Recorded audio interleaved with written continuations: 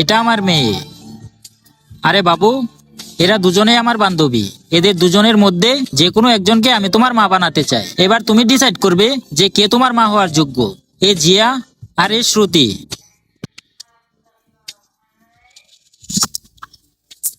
এটা কেমন ধরনের ব্যবহার? মানুষের সাথে এমন ব্যবহার করতে হয়? তোমার তো পেটানো দরকার। আরে ছাড়ো, বাচ্চা বোঝেনি তাই দিয়ে দিয়েছে। বুঝতে পারেনি? ও জেনে শুনেই করেছে এটা। না ছাড়ো, ওকে বকো না। ও যদি বুঝতো তাহলে কি ও দিত? আচ্ছা, তোমার রাগ হচ্ছে না যে ও এমনটা করেছে? আরে না, হতেই পারে না, ওর আমাকে পছন্দ হয়নি সেই জন্য এমনটা করেছে। আর তাছাড়া রাগ হবে কেন? বাচ্চারা তো ভগবানের রূপ। চলো সরি বলো। সরি।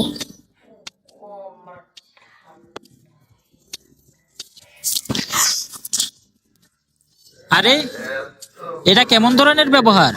আমি তোমাকে এই শিখিয়েছি বাড়িতে আসা মেহমানের সাথে এমন করতে হয়? তোমার কি মাথাটা খারাপ হয়ে গেছে? এটা কি ধরনের বিহেভিয়ার? তুমি জানো না বাড়িতে গেস্ট আসলে কিরকম বিহেভিয়ার করতে হয়? তোমার তো মানের দরকার। তুমি এটা কেমন ভাবে কথা বলছো ওর সাথে? মানেটা কি? আমার মেয়ে হলে না মেরে সোজা করে দিতাম একদম। ঠিক আছে, আমি ওর সাথে কথা বলছি। বাবু, এসো আমার সাথে। বসো এখানে। এটা কেমন ধরনের ব্যবহার?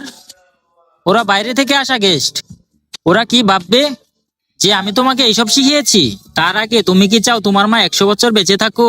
তাহলে ভিডিওতে একটা লাইক করে চ্যানেলটিকে সাবস্ক্রাইব করে দাও। আর হ্যাঁ, লাইক সাবস্ক্রাইব শুধু তারাই করবে যারা সত্যিকারের মাকে ভালোবাসো। আর কমেন্ট বক্সে সবাই বলে যাও আই লাভ ইউ মা।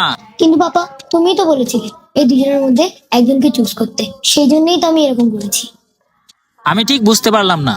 আসলে বাবা, আমি জল ঢেলে ওই দুজনকে টেস্ট করছিলাম যে কে আমার মা হওয়ার উপযুক্ত আর কে আমার মা হওয়ার উপযুক্ত নয়।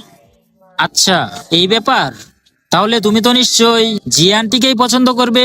আর তারপর কি হয় সেটা দেখতে হলে কমেন্টে পার্ট 2 লিখে যাও।